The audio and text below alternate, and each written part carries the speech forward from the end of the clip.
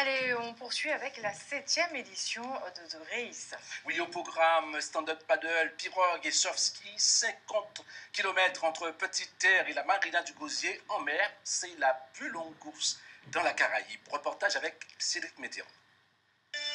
C'est dans le décor de carte postale de la réserve naturelle de Petite-Terre et de ses eaux cristallines que se sont élancés les 62 participants.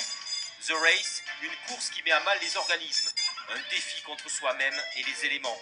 50 km d'efforts intenses où beauté du paysage et douleur ne font qu'un.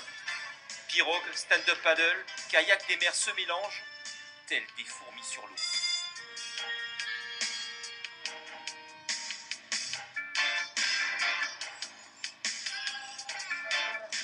Les premiers à arriver à la marina du Gosier sont les surf ski. Nicolas Lambert, champion de France et vice-champion d'Europe, est le premier à passer la ligne en 3h04 minutes 45 secondes. J'ai pris le temps de m'échauffer parce que je savais que ça allait être long et j'avais pour objectif de faire du 15 à l'heure. Donc ma montre elle sonnait tous les kilomètres et quand je voyais que j'étais dans le bon, ça m'encourageait. J'ai eu un petit coup de mou à la mi-course, mais voilà, je me suis réalimenté et c'est reparti tout seul. Stéphane Baudet lui emboîte le pas en pirogue et coupe la ligne 39 minutes plus tard en 3h43 minutes au terme d'un effort intense.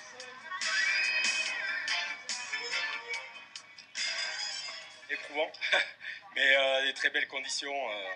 Un plan d'eau très technique avec de la houle croisée, mais au final, si on arrivait à exploiter le plan d'eau, ça glissait très fort. En stand-up paddle, c'est Romuald Mamadou qui remporte l'épreuve en 4h17 minutes. C'était et de la navigation et du travail d'endurance et très physique puisqu'il y avait de la houle. Ça demandait énormément de force dans les jambes puisqu'on était en position de surf en permanence. Et donc ça sollicitait énormément les quadriceps et il fallait résister. Après son abandon sur le Vendée Globe, Morgane Lagravière est venue en Guadeloupe pour participer à l'épreuve. Il finit en 4h37 minutes. Pour moi, personnellement, c'était un vrai défi. J'étais venu l'année dernière et j'avais abandonné, j'avais pris une insolation, je n'étais pas capable d'aller plus loin. Et là, non seulement je termine, ce qui est déjà une bonne surprise, et puis en plus troisième. Donc oui, ça fait ponctuellement oublier la désillusion du Vendée. Cette année, les concurrents ont bénéficié du météo plutôt favorable, entre 20 et 18 nœuds établis tout au long du parcours. Tous les vainqueurs, dans les différentes catégories, ont pulvérisé leur record.